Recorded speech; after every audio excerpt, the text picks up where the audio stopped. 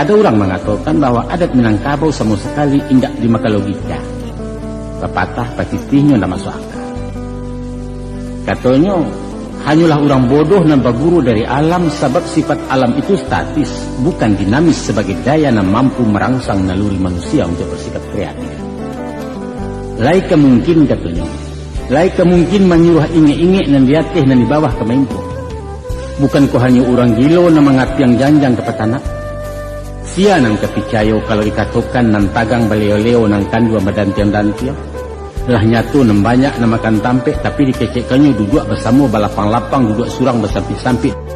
Polai kalau terdengar adanya pantun pepatah nang ganji-ganji. Umpama jika dibalun sebalun kupu kalau ditambang seleba alam, walau segadang bijo labu bumi jalangi ada di dalam. Mustahil. Atau si culiak batali banang tabang membawa paso-paso setitik ayah dalam pinang sinan bermain ikan merayu. Nonsen katanya. Iyo ndak masuk akal. Cuba ulang sultan berpikir. Ko alun jo terpikir pikir sekali lain. Ko indak jo terpikir kan tanda sultan kurang pikiran. Sase kurang memikir. Betul. Alun salah penengah. Ko angku satu sepandape, maka angku lah samu bingung di baliau. Sebab akan nado dalam batin indak menggarik maranuangkan. Atau setidak-tidaknya sekolah angku randah tinggi SD. Karena anak SMP pandai membaca nanta surek, murid SMA lah bisa membaca nanta sirek, sedangkan mahasiswa pandai membaca nanta surwa. Kok kaya panjang sejangkau salah lawi ke dia tak? Mungkin awak menjujai nanta pandai dikatakan pajak tak panggalah. Mangalah kacau ke dipacah lah nyatu awak buruk mungkin. Adat Minangkabau itu justru mahaja orang berpikir, menyuruh cadia, menyuruh pandai mendidik umatnya mempergunakan akal rahmat Tuhan.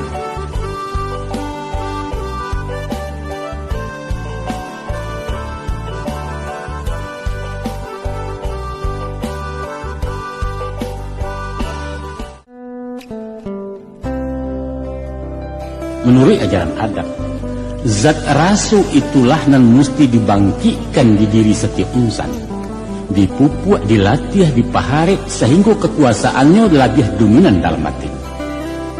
Itulah beko nan menjadi sumber inspirasi terbantunya aturan, dan kumpulan aturan itulah nan dinamakan adat. Jadi adat itu adalah satu talago nan ulu ayahnya dari rasu, kemudian mailia menjadi laku perbuatan orang Minang. Tidak ada adat bagi orang yang tak punya rasu, tidak baparasaan cara kasaan. Maka dek manusia terjadi dari dua unsur laya jo batin. Di antara keduanya mestilah berimbang, serasi dan selaras. Jan senjang tagang sebalah samubare ujung dipangka di sini letak keadilan. Rasu nan didado menjalang pikiran di kapalu untuk diolah. Itulah yang dikatakan rasu di bonaya. Sabaliaknya pikiran tajun kadado untuk dipareso oleh hati, itulah yang disebut pareso di bawah turun. Sinanlah basuo paham nan sesuai, menyawak dinan tanang maelo dinan salasai dan banamulah ino kebenaran. Garak layan nan ke membantu, bayo jopati nan ke manilai dikatakan alwa jopati, batamulah hakikat kejujuran. Moko raso jo pareso, alwa jo patui anggo jo tanggo barih jo balabeh adalah tampe tagak perdiri adat atau istilah kaminyo GPHA.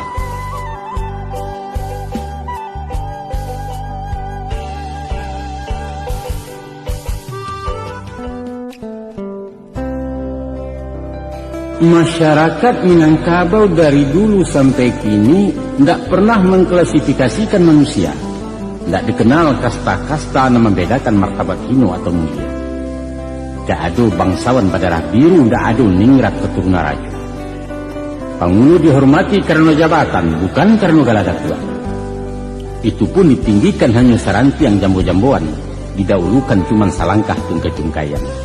Artinya sebateh menurut anggojo tanggo sepanjang wewenang yang diamanahkan kaumnya.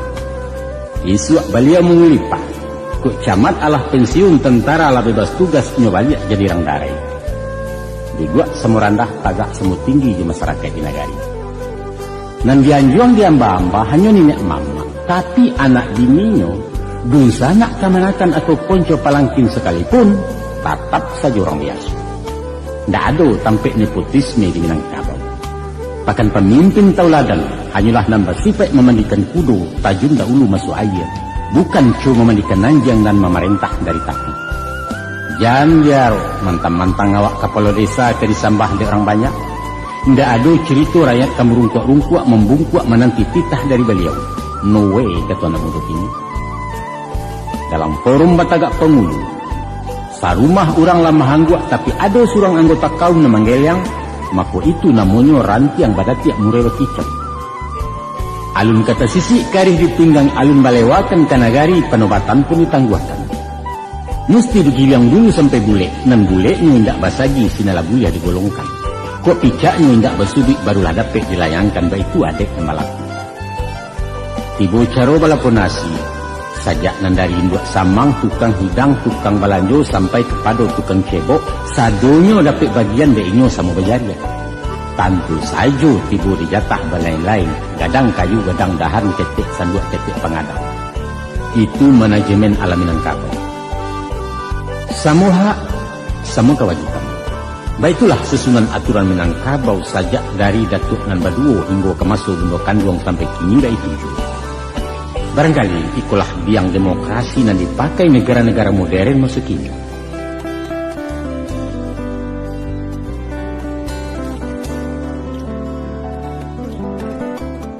Sebelum agama inggok mencakam di tanah Minang, orang awak tidak pernah mengetahui hidup sesudah mati. Kehidupan hanyalah ada di dunia. Untuk itu peraturan hanya untuk masalah dunia. Adat disusun untuk orang hidup, ke isu alamati jadi tanah. Habis urusan. Dahulu tiada, kemudian ada, akhirnya lanyap. Lanyap, hilang, musnah entah kemana, dan itu tidak perlu dikaji, dipikirkan. Itulah yang dikatakannya, hidup di kandung adat, mati di kandung tanah. Disitulah masuknya paham reinkarnasi dari Hindu. Bahwa sesudah mati masuk nirwana atau serubu. Kok nasib buruk balik ke dunia berubah wujud menjadi binatang-binatang hino. Tapi amal-amal untuk mencapai nirwana itu indak pernah diajarkan secara tuntas. Di rumah nampak jalan tak tentu orang Minang balik pulang. Agama Hindu tak laku di ranah Minang. Ada pepatah mengatakan walaupun harimau dalam parwi, kambing juola keluakan. Atau balik? Balain di dalam, balain di luar. Atau tidak satu kata dengan perbuatan. Bukankah itu namanya munafik? Bukan. Nan dimungkasi je pepatah tadi ialah bagaimanapun mangkal lagaknya rasa dendam kepada seseorang, usah membayang di perumahan. Tetap ramah, seakan-akan tak ada persoalan. Tapi kan tidak sinkron lah hijau batin, Mak. Itu tanda-tanda ketidakjujuran. Ambo tetap mengatakan itu munafik. Jangan hanya terpaku kepada perbedaan antara lahir hijau batin. Tapi ambillah nilai positifnya, bahwa pepatah tadi membawa pesan moral untuk baraja mengendalikan diri.